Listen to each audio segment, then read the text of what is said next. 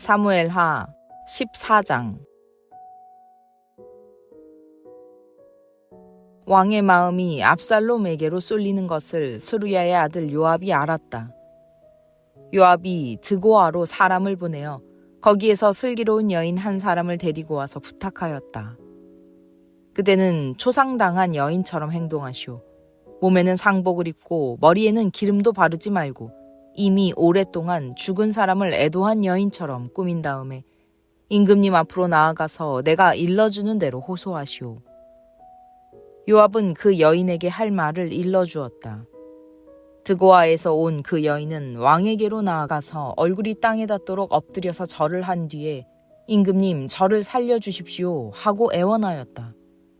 왕이 여인에게 무슨 일이냐 하고 물으니 그 여인이 이렇게 하소연하였다. 저는 남편이 죽어서 가련한 과부가 되었습니다.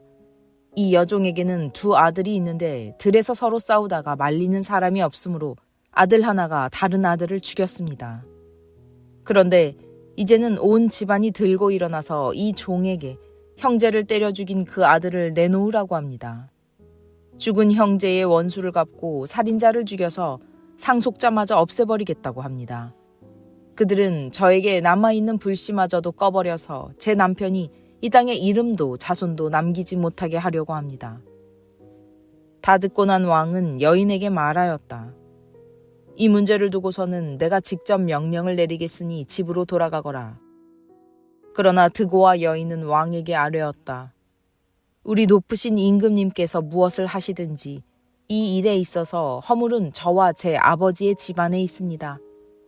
임금님과 왕실에는 아무런 허물이 없습니다. 왕이 대답하였다. 누구든지 너를 위협하거든 그를 나에게로 데리고 오너라. 아무도 너를 괴롭히지 못하게 하겠다. 여인은 또 간청하였다. 그러면 임금님께서 섬기시는 주 하나님께 간구하셔서 저의 죽은 아들의 원수를 갚으려고 하는 집안 사람들이 살아있는 저의 아들까지 죽이는 크나큰 범죄를 저지르지 못하게 막아주시기를 바랍니다.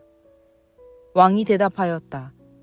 주님께서 확실히 살아계심을 두고 맹세하지만 내 아들의 머리카락 하나도 땅에 떨어지지 않게 하겠다.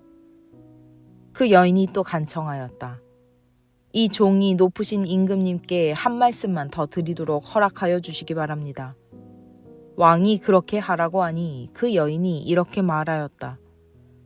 어찌하여 임금님께서는 하나님의 백성에게 그처럼 그릇된 일을 하셨습니까?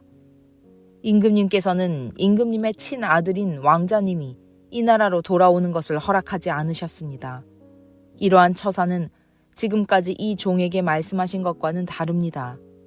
임금님께서는 그렇게 말씀만 하시고 왕자님을 부르지 않으셨으니 이것은 잘못된 일이라고 생각합니다. 우리는 다 죽습니다. 땅에 쏟으면 다시 담을 수 없는 물과 같습니다. 그러나 하나님은 생명을 빼앗지 않으시고 방책을 베푸셔서 비록 내어 쫓긴 자라 하더라도 어떻게 해서든지 하나님께 버림받은 자가 되지 않게 하십니다.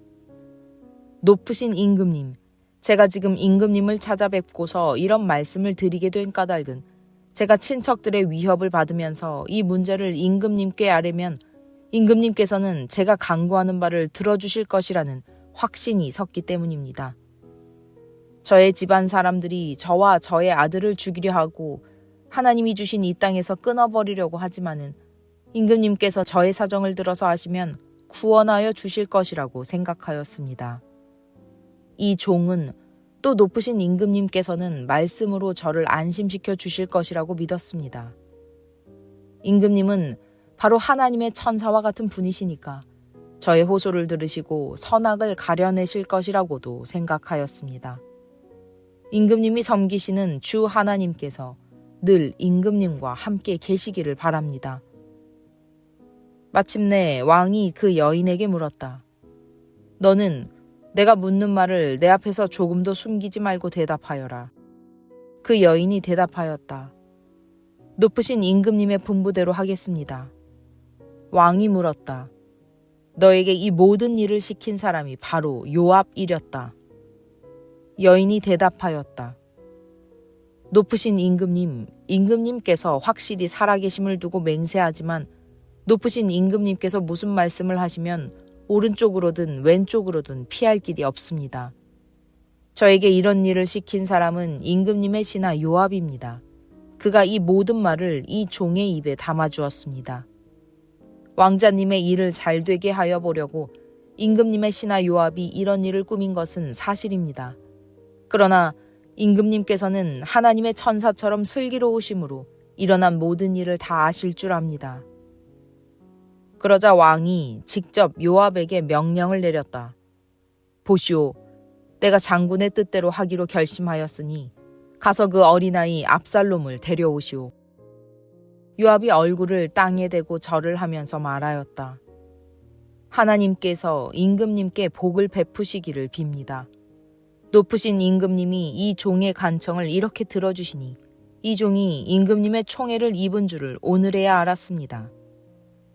그리고는 요압이 일어나 그술로 가서 압살롬을 데리고 예루살렘으로 왔다. 그러나 왕의 지시는 단호하였다. 그를 집으로 돌아가게 하여라. 그러나 내 얼굴은 볼 수 없다. 그리하여 압살롬은 아버지에게 인사도 하지 못하고 자기 집으로 돌아갔다.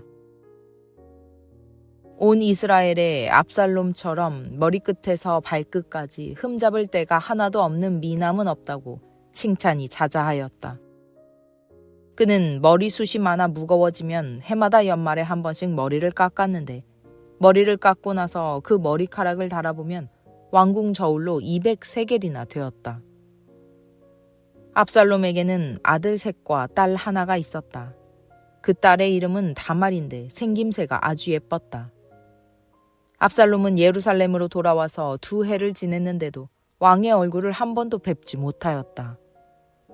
압살롬이 요압을 왕에게 보내보려고 요압에게 사람을 보냈으나 요압은 압살롬을 방문하지 않았다. 2번째로 다시 사람을 보냈으나 그는 여전히 오지 않았다. 그러자 압살롬이 자기의 종들을 불러다가 지시하였다. 내 밭 곁에 요압의 밭이 있다. 그가 거기에 보리 농사를 지어 놓았으니 너희는 가서 그 밭에다가 불을 질러라. 그래서 압살롬의 종들이 그 밭에 불을 질렀다. 그러자 요압이 압살롬의 집으로 찾아가서 따졌다. 어찌하여 종들을 시켜 나의 밭에다가 불을 질렀습니까? 압살롬이 요압에게 대답하였다. 이것 보시오. 나는 이미 장군에게 사람을 보내어서 좀 와달라고 부탁을 하였소. 장군을 임금님께 보내어서 나를 왜 그술에서 돌아오게 하였는지 여쭈어 보고 싶었소. 여기에서 이렇게 살 바에야 차라리 그곳에 그대로 있는 것이 더욱 좋을 뻔하였소. 이제 나는 임금님의 얼굴을 뵙고 싶소.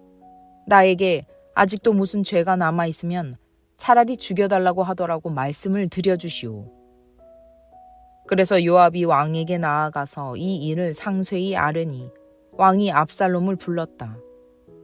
압살롬이 왕에게 나아가서 왕 앞에서 얼굴이 땅에 닿도록 절을 하자 왕이 압살롬에게 입을 맞추었다.